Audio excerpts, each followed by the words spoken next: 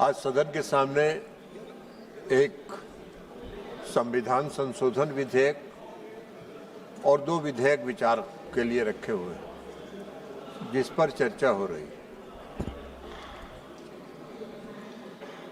मैं इस आदरणीय प्रधानमंत्री जी के इस ऐतिहासिक पहल जो ये 3 विधेयक लाके उन्होंने सदन में किया है, मैं उसके समर्थन में खड़ा हूं और मैं उसका पूर्णतः समर्थन करता हूं। महोदय, आदरणीय प्रधानमंत्री नरेंद्र मोदी जी का शुरू से, प्रारंभ से, माननीय सदस्य सभी अपने अपने स्थान पर बैठ जाइए प्लीज। माननीय सदस्यगण प्लीज अपने अपने स्थान पर बैठ जाइए प्लीज। माननीय सदस्य इस तरफ भी प्लीज। माननीय महोदय, कंटिन्यू। महोदया, प्रधानमंत्री जी का शुरू से, प्रारंभ से एक विजन रहा है और वो विजन रहा है सबका साथ, सबका विकास, सबका विश्वास और सबका प्रयास। आज जो ये 3 विधेयक, संविधान संशोधन विधेयक और 2 विधेयक जो सदन में लाए गए हैं, वो उसी दृष्टिकोण को ध्यान में रख के लाया गया है। महोदया, 50% महिलाओं की आबादी है और अगर 50% आबादी के प्रति न्याय नहीं करेंगे प्रधानमंत्री जी, तो उनका ये विजन पूर्ण नहीं होगा। और इसको ध्यान में रखते हुए आज आदरणीय प्रधानमंत्री मोदी जी ने यह लाया है। आज इसलिए लाया है उन्होंने कि जो कानून बनाने में आज पंचायतों में है, पंचायतों में 33% आरक्षण था, कई राज्यों ने 50% आरक्षण किया, मैं उस पर बाद में आऊंगा। लेकिन प्रधानमंत्री जी ने भी कल कहा और सारे गांव में इस बात की चर्चा है कि मैं पंचायतों में तो वर्षों से शासन चला रही हूं।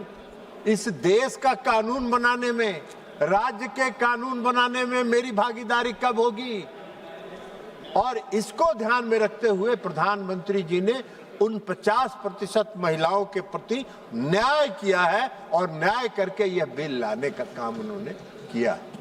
आज आवश्यकता इस बात की है कि उनको कानून बनाने में सहभागिता उनकी सुनिश्चित होनी चाहिए। महोदया, प्रधानमंत्री जी ने संसदीय लोकतंत्र के इतिहास में 2 ऐतिहासिक कदम उठाए। पहला ऐतिहासिक कदम उठाया उन्होंने 2023 में। 2023 में जब उन्होंने नारी शक्ति वंदन अधिनियम लाया, तो सबसे पहले उन्होंने अपनी मनसा इस देश के मातृत्व शक्ति के प्रति स्पष्ट कर दी कि मेरी मनसा है कि आप संसद में और विधानसभा में भी आपकी 33% भागीदारी सुनिश्चित हो। ये उन्होंने लागू करने का काम किया। तो दूसरा पहल, संसदीय लोकतंत्र के इतिहास में दूसरा पहल आज का पहल है, जो प्रधानमंत्री नरेंद्र मोदी जी ने उसको सरजमीन पर उतारने के लिए, उसको सच्चाई में परिवर्तित करने के लिए यह संविधान संशोधन विधेयक लाने का काम किया है। उनका प्रयास है, ये उनकी सोच है यह कि 2029 में जो लोकसभा का चुनाव हो, उसमें 33% महिलाएं इस सदन के सदस्य बने। और आप कल्पना कर सकती हैं महोदया, आप कल्पना कर सकती हैं कि 19वीं लोकसभा का परिदृश्य क्या होगा जब पूरी दुनिया देखेगी कि भारत के संसद में 33% महिलाएं आके बैठी हैं और वो उसकी भागीदार हैं। सरकार के कामकाज में वो भागीदार हैं, सरकार में उनकी सहभागिता है। यह काम ऐतिहासिक करने का काम उन्होंने किया और इसी को ध्यान में रख के उन्होंने परिसीमन आयोग बनाने के लिए भी अधिनियम लाया। अब परिसीमन आयोग का क्या काम है? परिसीमन आयोग का काम है कि देश की आबादी के आधार पर विधानसभाओं में 50% सीट बढ़ा दी जाए। 50% अगर सीट बढ़ जाएगी तो स्वाभाविक तौर पर लोकसभा में भी सीटें बढ़ जाएगी और उसमें 33% महिलाओं को आरक्षण मिलेगा। इसमें कौन सा गुनाह है? इसमें कौन सी है? 2011 का सेंसस हो या 2023 का सेंसस हो, 26 का सेंसस हो, इसमें क्या अंतर पड़ना है? महिलाएं तो महिलाएं, महिला एक समाज है और वो महिलाएं चाहे जिस वर्ग की महिला हो, महिला है। और महिलाओं के साथ न्याय में ये आनाकानी और जो रास्ता खोजने का काम किया जा रहा है, महिला विरोधी होने के लिए जो रास्ता खोजने का काम किया जा रहा है, उसका इस देश की महिलाएं उसका समर्थन कभी नहीं करेंगी। इस देश की महिलाएं, कल प्रधानमंत्री जी ने भी सचेत किया है, आपको बता देंगे, अभी ठहर जाइए थोड़ी ना, अभी अखिलेश जी को बताते हैं। तो इसलिए ये आ रहा है, अब विधानसभाओं में सीटें बढ़ेगी, लोकसभा में भी सीटें बढ़ेगी, तो इसमें क्या दिक्कत है भाई? इसमें कोई दिक्कत नहीं होना चाहिए। लेकिन मैं कल देख रहा था, मैं कल सुन रहा था कि माननीय सदस्य प्रियंका जी अभी किरण रिजिजू जी चले गए, नहीं तो और मेघवाल साहब हैं, किरण रिजिजू जी जा रहे हैं, हम उन्हीं को एक कोट करके उनको वो साबित करना चाहते हैं। उन्होंने कल भाषण दिया, उनका भाषण हम बहुत ध्यान से सुन रहे थे। उन्होंने 3-4 बातों का उल्लेख किया। पहली बात उन्होंने कहा कि जल्दीबाजी में क्यों लाई गई। 50% महिलाओं को आरक्षण देना जल्दीबाजी का कदम नहीं हो सकता है। 50% उनकी आबादी है और 50% उनकी आबादी है तो और उनको कानून में और संसद में, विधानसभाओं में बैठने का हक देने का अगर कोई कानून लाया है प्रधानमंत्री जी ने, तो वो जल्दीबाजी का कानून नहीं है। 2023 में यह नारी शक्ति वंदन अधिनियम पास हुआ और आज 2026 है। 3 साल के बाद उसकी पूरी तैयारी करके और पूरे सोच समझकर यह बात कही गई है। उन्होंने क्या कहा? उन्होंने आगे कहा कांग्रेस पार्टी कभी नहीं होने देगी। अरे हम सबको मालूम है, इस पूरे देश को मालूम है कि किसी भी परिवर्तन को, किसी भी सामाजिक परिवर्तन को आप नहीं लागू होने देना चाहते हैं। आपकी मंशा बहुत साफ है, इसलिए आपने ये बात कही।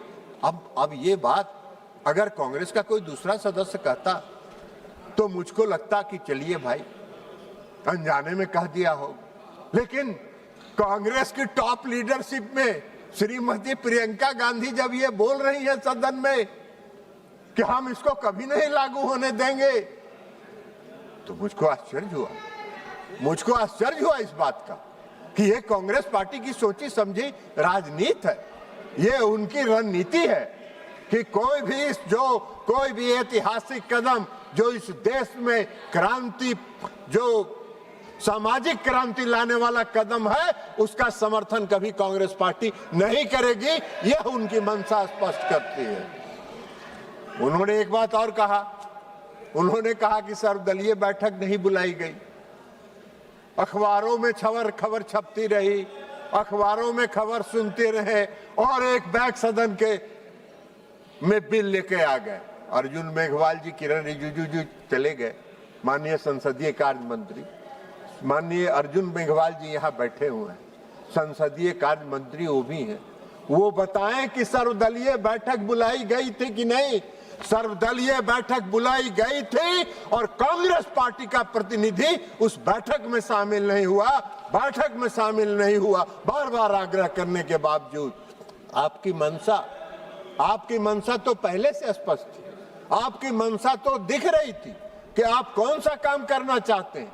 आप कोई भी सामाजिक क्रांति के कदम को समर्थन नहीं कर सकते हैं। हाँ, ये अलग बात है, मैं पहले भी कहा हूं, आज भी कह रहा हूं कि मोदी जी का चेहरा आपको पसंद नहीं आता है। अरे भाई, अगर मोदी जी का चेहरा आपको पसंद नहीं आता है और इस देश की जनता को पसंद आ रहा है, तो आपको क्या दिक्कत है? देश की जनता के साथ जुड़ जाइए और मोदी जी के चेहरा को न चाहते हुए भी कहिए कि वाह बहुत अच्छा है। तो ये काम तो करिए। उन्होंने क्या कहा? उन्होंने यह भी कहा कि यह संविधान संशोधन अगर पास होगा तो लोकतंत्र समाप्त हो जाएगा। क्या लोकतंत्र की परिभाषा बता रही हैं? अगर 50% आबादी संसद में बैठेगी तो लोकतंत्र कहां से समाप्त हो जाएगा? अरे लोकतंत्र समाप्त करने का प्रयास तो कांग्रेस पार्टी ने एक बार किया था, जो इस देश की जनता ने कांग्रेस पार्टी को उखाड़ के फेंक देने का काम किया, कांग्रेस पार्टी को नस्ताबूद कर देने का काम किया।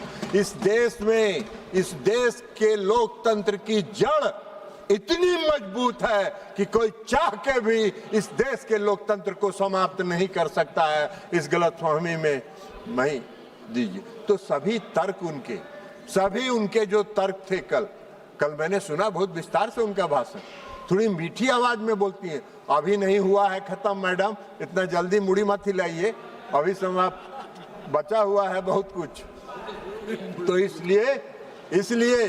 इसलिए कोई तथ्य नहीं है। अब कल प्रधानमंत्री जी का भाषण सुने, आप लोगों ने भी सुना होगा। प्रधानमंत्री जी ने आपको सचेत किया है कि अगर आपने इसका विरोध किया तो बरसों तक इसका खामियाजा आपको भुगतना पड़ेगा। प्रधानमंत्री जी ने आपको सचेत किया है, लेकिन फिर भी आप सचेत नहीं हो रहे हैं तो अलग बात है। मैं उनको एक उदाहरण देके बताना चाहता हूं। पंचायतों में 33% का आरक्षण लागू था। 2005 में बिहार के मुख्यमंत्री नीतीश कुमार जी बने और 2006 में उन्होंने कहा कि 33% हम नहीं मानते हैं।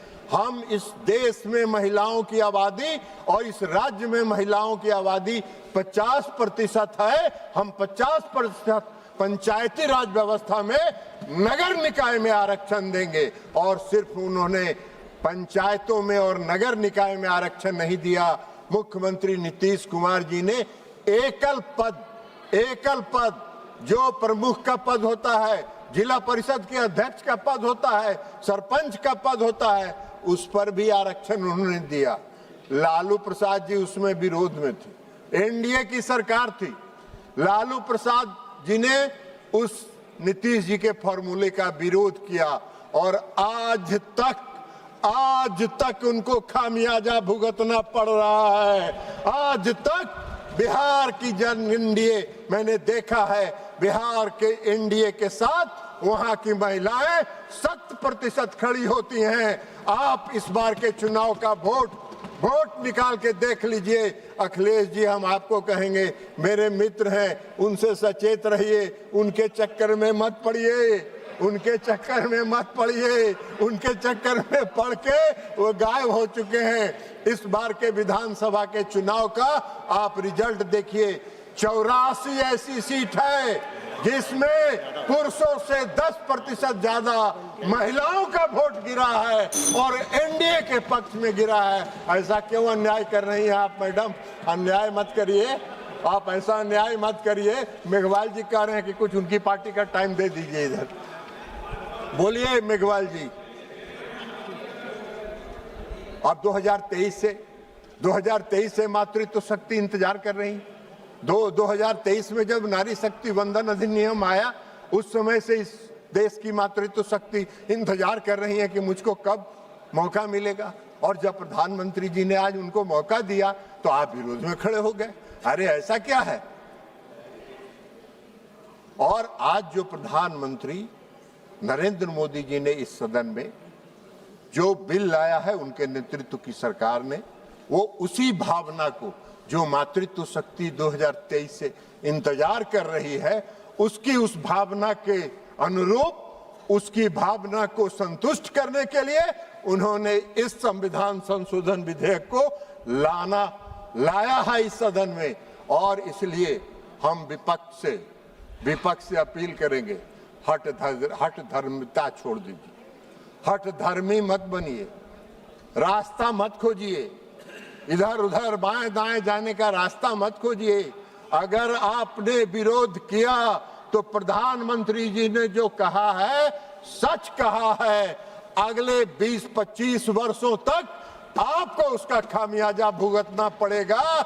जैसे लालू प्रसाद जी 2005 से 2026 तक खामियाजा भुगत रहे हैं और आप क्या बात करिए।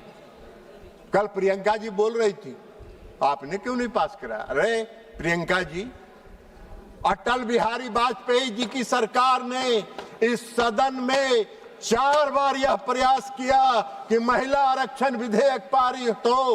आप विपक्ष में थे, आपने समर्थन नहीं किया और उसके कारण यह बिल पास नहीं हो पाया। तो इसलिए हम आपसे अपील करेंगे कि आप इस चक्कर में मत पड़िए। अखिलेश जी हमारे मित्र हैं, इस चक्कर में मत पड़िए, उनसे झटका मारिए और अगर उनके साथ सटे रहिएगा तो बिहार में इनका क्या हाल हुआ है मालूम है ना? 27 से 19 से 6 और उस 6 में भी 3 गो बाहर निकल गया है, अभी 3 गो बचे हैं। तो इसलिए इनका हसरोई होने वाला है। तो इसलिए इन्हीं शब्दों के साथ मैं इस संविधान संशोधन विधेयक का और जो अन्य विधेयक आए हैं मैं उसका पुरजोर समर्थन करता हूं और प्रधानमंत्री जी को इस बात के लिए धन्यवाद देता हूं, आभार व्यक्त करता हूं कि आपने 50% की आबादी के साथ न्याय करने का काम किया। इनको अगर भगवान सुबुद्धि दे, ईश्वर से हम यही प्रार्थना करते हैं, भगवान इनको सुबुद्धि दीजिए ताकि जो आने वाले दंश हैं वर्षों तक उससे ये बच सके। बहुत बहुत धन्यवाद। माननीय सदस्य श्री कल्याण बनर्जी जी। Thank you, the Honorable Chairperson. We are opposing the entire 3 bills, and the reasons which we have